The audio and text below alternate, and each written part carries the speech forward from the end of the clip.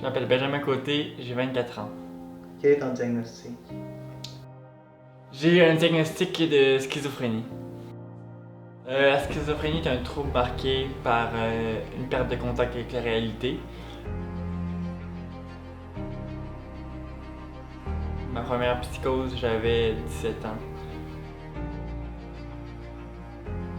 Les symptômes récurrents, il y a les hallucinations, soit visuelles, auditives, sensorielles. Et il y a aussi les délires, délires de grandeur, délires de persécution, délires paranoïdes, etc. Et il y a d'autres symptômes aussi, mais moi les principaux c'était ceux-là. Je vais vous raconter une de mes psychoses, j'en ai fait plusieurs. Mais une qui m'a marqué, c'est l'endroit où j'habitais a été victime d'une infestation de fourmis charpentières, des grosses fourmis. Et du jour au lendemain, ma chambre en était remplie et là j'ai commencé à être extrêmement stressé par ça.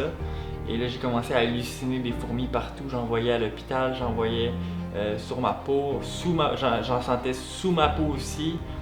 C'était le gros bordel dans le fond.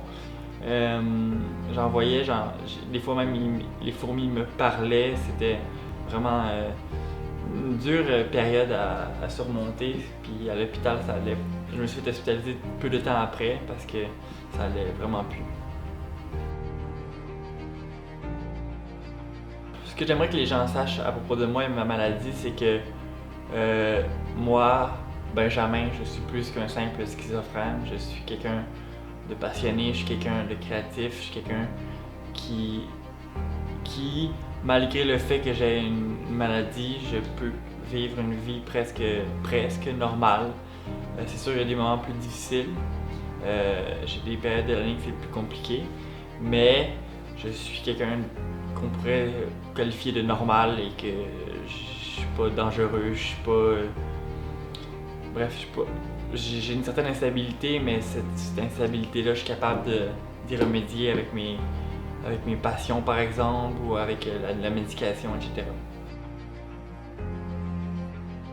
Après mes multiples hospitalisations, j'ai fini par faire un retour à l'école, un retour aux études. En ce moment, j'étudie au Cégep Maisonneuve. Je fais une technique en documentation. Et ça me passionne franchement, j'aime bien ça. Tout en continuant de jouer de la musique et je suis musicien quasi professionnel, on peut dire ça comme ça. Je fais beaucoup de spectacles, des shows, des petits shows, des moyens shows, et donc c'est quelque chose qui me motive énormément.